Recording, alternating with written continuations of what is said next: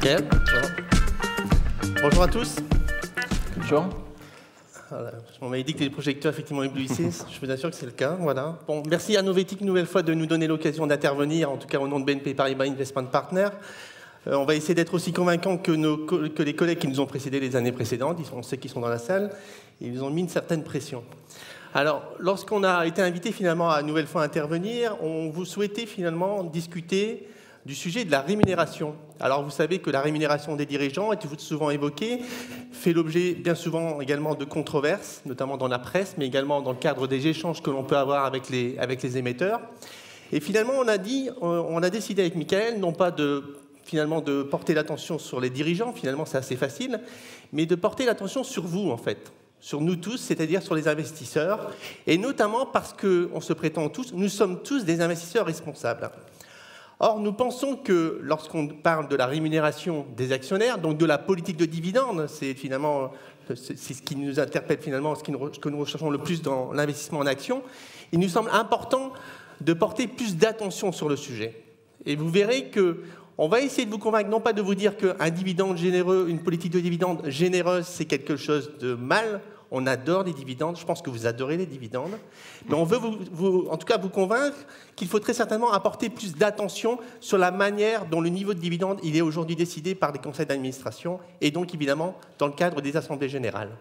Alors, dans un premier temps, nous vous présenterons pourquoi ce sujet nous semble particulièrement important.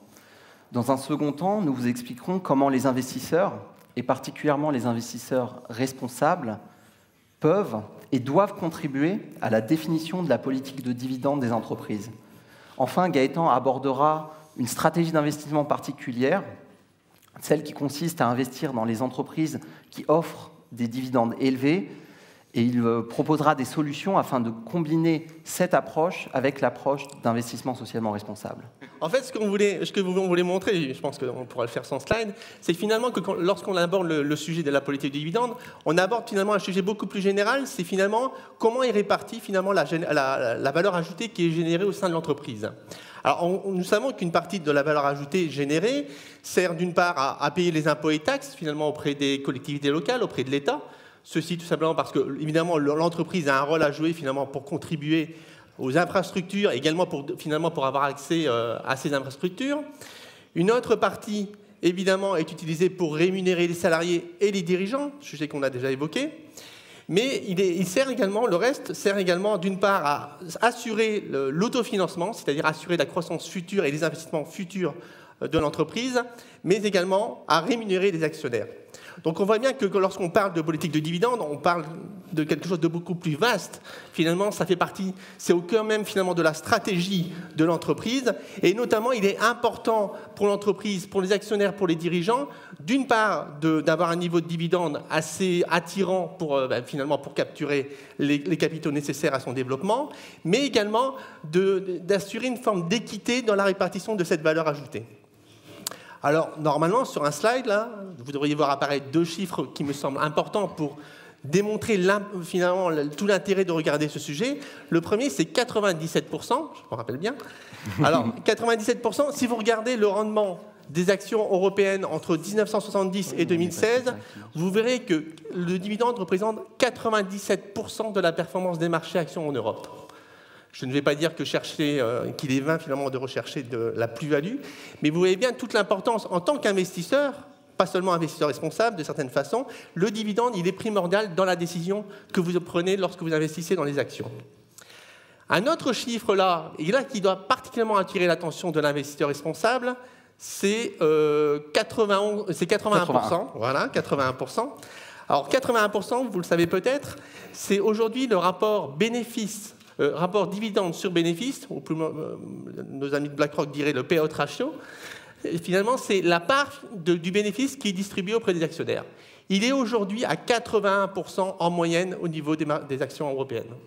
Alors évidemment, il y a une hétérogénéité très forte entre les secteurs, entre les valeurs, mais vous devez tout de même savoir que 81%, c'est le plus haut historique.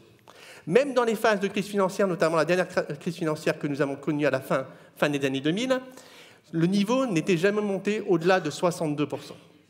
Ce qui veut dire que vous, en tant qu'investisseur responsable, vous devez vous interroger sur ce niveau. Je ne dis pas qu'il n'est pas bien, on ne dit pas aujourd'hui, on ne veut pas vous dire que ce niveau n'est pas raisonnable, mais en tout cas, il doit au minimum nous conduire à porter une attention particulière sur la politique du dividende actuelle des entreprises européennes. Donc, en fait, on doit s'intéresser en tant qu'investisseur à cette question. Bien sûr, le dividende, d'abord, c'est une décision de la société. La direction financière de l'entreprise, le conseil d'administration vont fixer une politique de dividende et un certain niveau de dividende. Alors d'ailleurs, aux États-Unis, il n'y a pas d'intervention directe des investisseurs et c'est uniquement une décision de la société. Mais dans la plupart des pays, et notamment dans les pays européens, on a la possibilité de voter sur le dividende.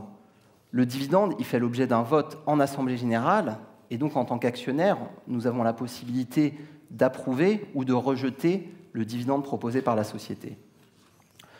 Dans ces mêmes pays, il est également possible de faire des dépôts de résolution, de demander des niveaux de dividendes différents de ceux proposés par les sociétés. Et enfin, dans tous les pays, notamment aux États-Unis, bien sûr, il est possible de faire de l'engagement. On a beaucoup parlé d'engagement déjà ce matin, mais il est bien sûr possible de faire de l'engagement sur ces sujets et d'essayer d'influencer les politiques de dividendes des entreprises. Alors, malheureusement, le constat que l'on fait, c'est que l'engagement actionnarial responsable est plutôt absent du débat sur le dividende. Quand on regarde les chiffres en Assemblée générale, les dividendes sont largement approuvés. Ethos pourrait le dire certainement mieux que moi en Suisse, mais en tout cas, globalement en Europe, on a des taux d'approbation qui sont supérieurs à 99% en moyenne, même dans des cas de dividendes excessifs. D'ailleurs, pour les sociétés, en fait, la question de dividendes en Assemblée générale, c'est juste une simple formalité, c'est des questions de routine qui ne posent aucune difficulté. Ensuite, quand on regarde l'activisme actionnarial sur cette question, il se concentre plus sur des demandes d'augmentation du retour vers l'actionnaire. Les résolutions d'actionnaires, la plupart des résolutions d'actionnaires sur le dividende vont demander un niveau de dividende plus important que celui qui va être proposé par les sociétés. Et l'engagement actionnarial, notamment aux États-Unis et ces dernières années, a été principalement concentré sur des demandes de lancement de programmes de rachat d'actions qui viseraient ensuite à les annuler. Donc on voit bien ici que l'activisme actionnarial sur les questions de dividendes, c'est plutôt un activisme actionnarial sur le court terme, qui va chercher la maximisation du retour vers l'actionnaire, et qui sont des pratiques assez éloignées de nos approches d'investisseurs responsables. Alors, selon nous, on a donc un rôle à jouer, on a le dividende qui fait l'objet d'un vote en Assemblée générale, on a énormément d'outils en tant qu'investisseur pour jouer un rôle dans la détermination de la politique de dividendes des entreprises, et nous devons jouer ce rôle en tant qu'investisseurs responsables. La question qui va se poser alors, c'est de savoir comment le faire. Alors, ça passe, selon nous, par nos politiques de vote et d'engagement, et par une tentative de définition de ce que pourrait être un dividende responsable. Notamment dans la politique de vote, quelles seraient les caractéristiques qui pourraient nous amener à approuver ou à rejeter un dividende. Alors, pour nous, l'un des critères clés que Gaëtan a déjà évoqué, c'est le taux de distribution. Comme Gaëtan l'a évoqué, il est à des plus hauts historiques à 81%. Vous vous rendez compte quand même que 80% du bénéfice de l'entreprise qui est en moyenne distribué à ses seuls actionnaires. On peut quand même se questionner sur le caractère raisonnable de tel niveau de dividende. Alors, j'ai deux exemples à vous proposer. On peut se retrouver des fois à avoir des taux de distribution négatifs. C'est-à-dire qu'on peut se retrouver dans des cas où les sociétés ont des déficits et pourtant elles proposent des dividendes.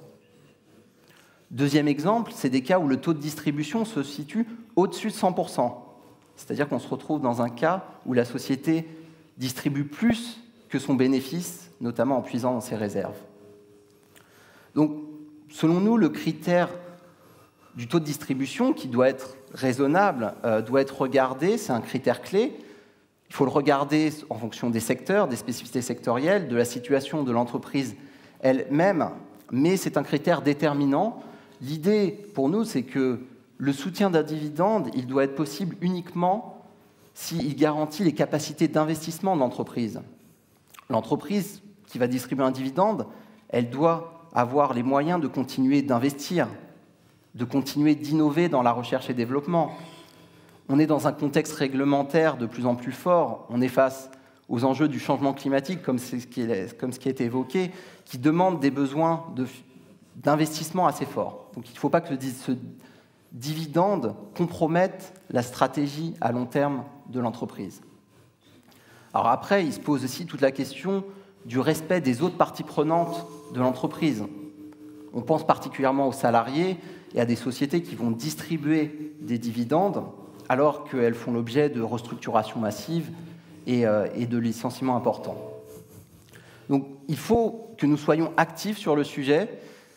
Il faut intégrer ces enjeux dans nos politiques de vote, dans nos politiques d'engagement, mais ça passe aussi par nos politiques d'investissement, et j'espère que tu auras tes slides cette fois-ci, Gaëtan. Je croise les doigts. Je sens qu'on va avoir 2 minutes de plus puisqu'on n'avait pas de slides. Bon, voilà. Alors, on voudrait maintenant aborder un cas particulier, une stratégie d'investissement particulière que nous proposons depuis déjà très longtemps à nos clients et que beaucoup de nos concurrents et néanmoins collègues proposent aux clients. C'est une stratégie d'investissement qui vise finalement à favoriser les investissements au sein de l'univers des actions qui offrent les dividendes les plus élevés. Et c'est évidemment une stratégie qui connaît un succès très important depuis de nombreuses années, et notamment dans les périodes de faible visibilité et de taux extrêmement faibles, notamment sur les autres classes d'actifs. J'ai tendance à penser que c'est peut-être le cas actuellement. Alors, pour cela, nous, on a travaillé, on a essayé de dire finalement comment on peut continuer de proposer cette stratégie auprès de nos clients, mais en insistant finalement sur le caractère responsable de la stratégie, et donc en filtrant l'univers, donc au départ constitué des actions qui offrent les dividendes les plus élevés. Alors, évidemment, les 2 premiers critères ne sont pas propres au sujet qu'on évoque aujourd'hui. C'est évidemment s'assurer que l'entreprise qui verse un dividende généreux, d'une part, ne fait pas l'objet de controverses graves et répétées, mais également prenne pleinement en compte les enjeux environnementaux et sociaux au sein de sa stratégie. Un 3e critère qui, lui, est clairement en rapport avec la stratégie et le sujet qu'on évoque aujourd'hui, c'est l'impact social négatif. Et là, nous pensons qu'il faut également regarder l'activité ou les activités de l'entreprise qui verse ce dividende. On pense notamment, par exemple, au secteur du tabac. Il nous paraît peu responsable aujourd'hui, finalement, d'investir massivement dans ce secteur, alors qu'on sait très bien que l'impact social, il est manifestement négatif. 4e critère, c'est celui déjà évoqué auparavant par Michael, c'est de s'assurer que la politique de dividendes généreuse ne remet pas en cause la capacité de l'entreprise à innover et également à investir pour assurer son développement. 5e et dernier critère, là aussi également évoqué par Michael, c'est peut-être finalement le plus difficile à intégrer dans le cadre d'un processus d'investissement, c'est de regarder finalement dans quelle mesure la politique de dividendes ne remet pas en cause l'équité que l'on peut rechercher également en termes de répartition de la valeur ajoutée au sein de l'entreprise. Alors très rapidement, puisqu'il reste 1 minute 40, on a fait cet exercice-là sur l'univers des actions européennes. Donc on est parti du MSCI Europe, on a filtré, le premier filtre, ça a été des actions qui offrent des dividendes au moins égales à la moyenne de marché. Et ensuite, on a appliqué les critères que je vous ai évoqués auparavant pour aboutir à un univers dont la composition évidemment varie au cours du temps. Aujourd'hui, il serait constitué d'à peu près 120 à 130 valeurs. Alors la question que vous allez avoir, tout ça c'est bien gentil, mais ça nous donne quoi en termes de performance ? Et c'est là la beauté de la chose, c'est que vous voyez ici en vert la performance de cet univers depuis 2001, et vous avez en orange la performance du MSCI Europe. Donc vous voyez que la performance, en l'occurrence, elle est extrêmement flatteuse, ce qui montre peut-être qu'il est une nouvelle fois tout à fait possible de combiner investissement pertinent, stratégie d'investissement efficiente, et également une approche responsable. Merci. Alors, 50 secondes. 50 secondes. Alors, nous espérons vous avoir convaincu, si cela était nécessaire, de l'importance de ce sujet. Nous devons donc intégrer l'enjeu du dividende à la fois dans nos politiques de vote, dans nos politiques d'engagement, mais également dans nos stratégies d'investissement. Alors, bien sûr, le sujet est plus large. Il a été évoqué, c'est le sujet de la répartition de la valeur ajoutée, qu'on parle de la rémunération des dirigeants, des actionnaires, des salariés. C'est cette question qui s'ouvre à nous et qui est complexe à répondre et sur lesquelles il faut s'interroger sur ce que pourrait être une juste répartition de la valeur ajoutée entre les différentes parties prenantes de l'entreprise. 15 minutes. Parfait. Merci. Merci. Merci. Hop.